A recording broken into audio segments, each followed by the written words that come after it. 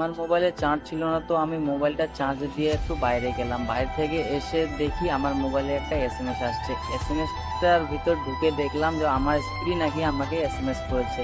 উনি লিখেছে good bye, আবার এটাও লিখেছে যে গুড বাই মানে তো তুমি জানোই। তাহলে তোমরা বলো, যেই মেয়েটার সঙ্গে আমি 3 বছর প্রেম করলাম এবং কি 2 বছর সংসার করলাম, সে আমাকে এখন বলে কিনা গুড বাই। সে কি আমার সঙ্গে এটা ভালো করলো? আমি কি দোষ করেছিলাম ওর?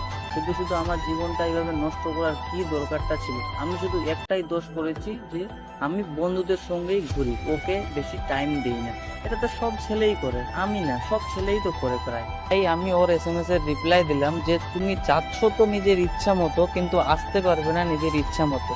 সে আবার রিপ্লাই দিল ঠিক আছে। তাহলে ভাবো ভাই, সে আমার জীবনটা এইভাবে বরবাদ করে চলে গেল, আমি কিছুই করতে পারলাম না। এতদিনকার ভালোবাসা কোথায় চলে গেল? ভালোবাসা আমিও জানি না ভাই।